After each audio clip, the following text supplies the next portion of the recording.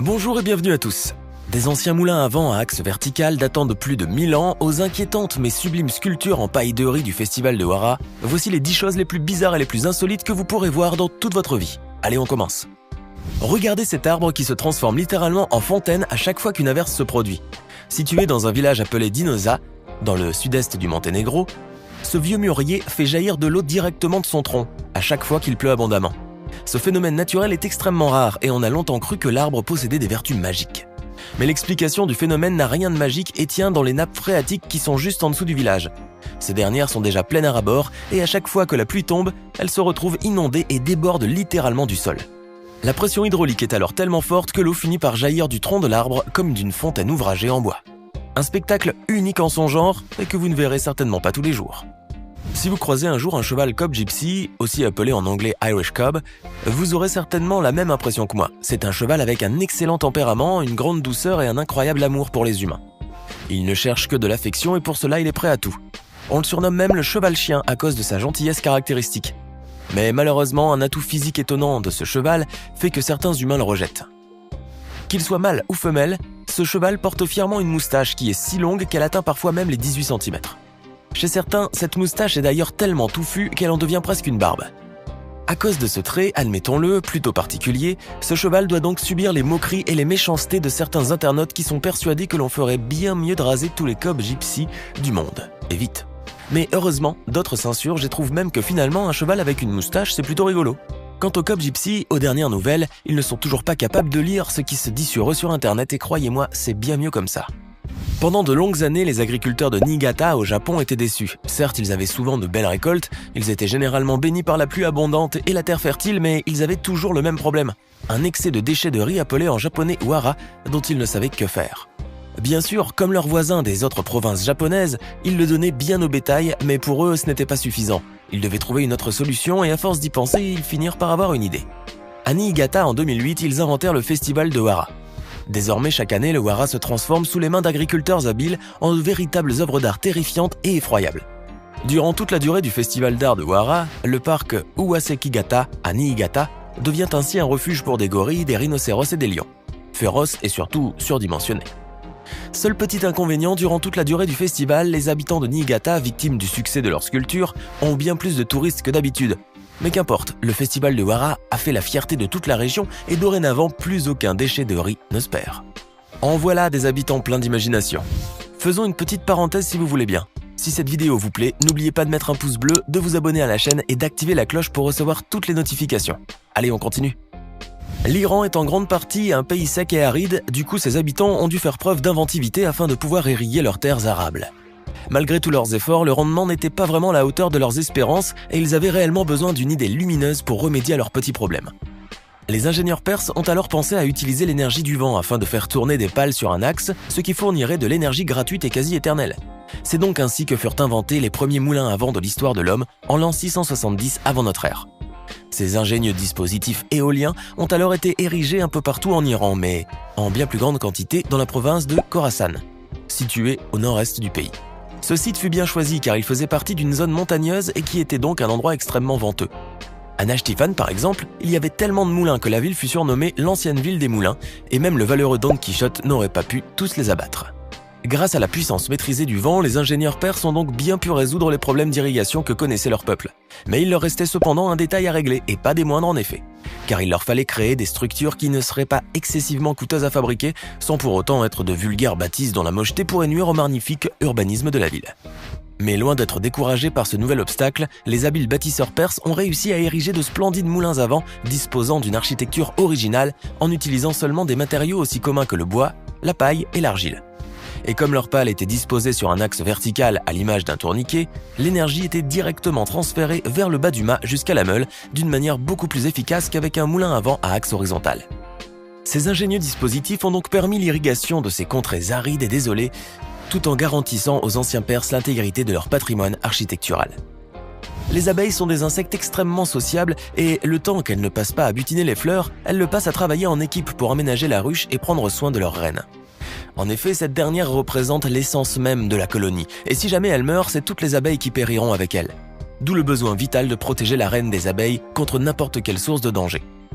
Aussi, les pauvres abeilles possèdent de nombreux prédateurs qui sont tous attirés par l'irrésistible nectar qu'elles produisent dans leur abdomen.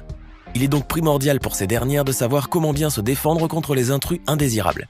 Et c'est pour cette raison que les abeilles possèdent un dard muni de venin dont la piqûre demeure extrêmement douloureuse pour n'importe quel être humain ou animal. Hélas, même si leur système de défense reste très efficace face à la plupart de leurs prédateurs, c'est toutefois une arme à double tranchant. Car en plantant leur dard dans le corps de leur agresseur, les abeilles sont inévitablement condamnées à mourir. Ce qui fait de leur piqûre une sorte d'attaque kamikaze. Et lorsqu'une ruche se fait attaquer, ce sont ainsi d'immenses pertes que la colonie déplore à chaque fois. Il a donc fallu que les abeilles développent une tactique défensive plus efficace, mais surtout qui n'impliquerait pas de piqûres suicides. Grâce à leur incroyable ingéniosité et à leur étroite collaboration, certaines colonies d'abeilles ont finalement trouvé la parade. En s'agglutinant jusqu'à former une grappe compacte, ces dernières secouent leurs abdomens vers le haut, engendrant alors une vague qui se propage comme celle des supporters faisant la hola dans un stade de football. Grâce à ce mouvement saccadé, la ruche tout entière semble se mouvoir comme une seule entité, tout en produisant un terrible son stridulent qui peut être entendu à des centaines de mètres à la ronde. Cet effet audiovisuel se révèle extrêmement efficace pour tenir les prédateurs loin de la ruche, sans qu'aucune abeille n'en pâtisse. Continuons de parler des abeilles, mais les alsaciennes cette fois. Leur miel est l'un des meilleurs de toute l'Europe, et ce grâce à la diversité des fleurs butinées qui poussent naturellement dans les massifs montagneux et les forêts de la région. Mais il faut dire que cette diversité foisonnante de plantes n'a pas su satisfaire les abeilles alsaciennes, qui cherchent sans relâche à améliorer la recette de leur doux nectar. Alors pour rendre leur miel encore plus alléchant et irrésistible, elles n'hésitent pas à parcourir des dizaines de kilomètres chaque jour pour tomber sur la fleur rare ou exotique. Grâce à l'acharnement de ces petites bêtes, on retrouve en Alsace 6 variétés de miel, tous plus délicieux les uns que les autres et dont le secret de fabrication est jalousement gardé par les abeilles. Mais en allant toujours plus loin dans leur quête de nectar, les abeilles ont fini par sentir l'odeur irrésistible du sucre dont elles raffolent et croyant avoir trouvé le pâturage de fleurs idéal, des flopées d'abeilles sont venues sur place.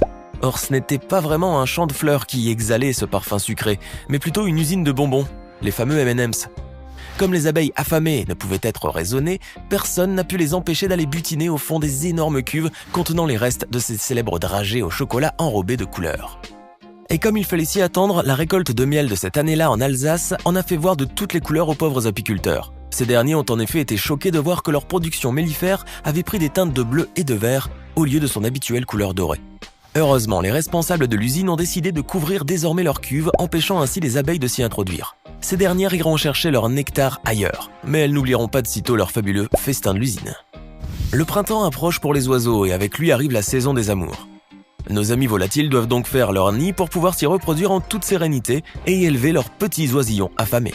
Mais malheureusement pour leurs oiseaux mâles, la majorité des femelles de leurs espèces possèdent des goûts de luxe en matière d'habitat et ne peut donc pas se satisfaire de vulgaires nids en paille et en brindilles. Ainsi, pour conquérir le cœur de ces dames, les mâles doivent bâtir de véritables palaces 5 étoiles, situés dans un endroit bien calme et ensoleillé. Pour maximiser leurs chances de s'accoupler, les oiseaux mâles vont sortir le grand jeu en matière de construction et se transformeront à l'occasion en de savants architectes et designers d'intérieur. Petit à petit, l'oiseau fait son nid, c'est bien connu, et nos amis volatiles rivaliseront donc d'ingéniosité afin de bâtir un bon petit nid douillet. Bien évidemment, chaque espèce d'oiseau possède ses propres spécificités architecturales et un mâle cigogne n'aura pas les mêmes goûts qu'un mâle colibri, ni les dimensions d'ailleurs. Mais après un long travail acharné et consciencieux, arrive enfin le moment de faire visiter les lieux à sa dulcinée ailée. Et seule cette dernière pourra alors estimer si ce petit nid d'amour pourra abriter leurs ébats ou si ce sera seulement un nid pour célibataires endurcis.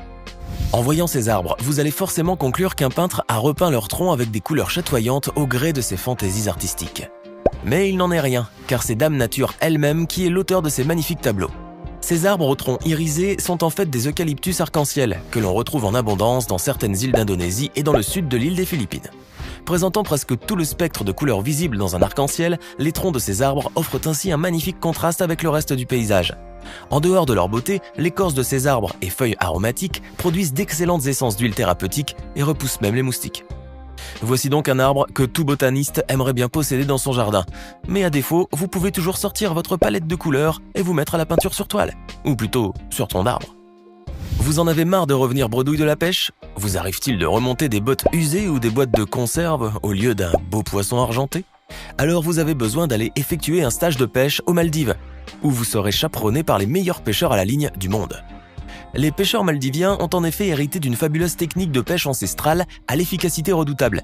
S'alignant sur les bords d'un grand bateau, les habiles pêcheurs lancent des poissons à pas, tandis que de l'eau est pulvérisée en continu afin de créer un frétillement qui attire les thons avoisinants. Utilisant alors des hameçons spéciaux, les pêcheurs n'ont plus qu'à jeter leurs lignes et les remonter aussitôt. Le bateau devient alors très vite plein à ras-bord de poissons. Et si après avoir effectué un stage avec ces admirables pêcheurs ça ne mord toujours pas, eh bien sachez que vous devriez juste changer de hobby. Et voilà, c'est tout pour aujourd'hui. Laquelle de ces raretés naturelles vous a le plus impressionné? Dites-le nous dans les commentaires et à bientôt pour de nouvelles découvertes hors du commun.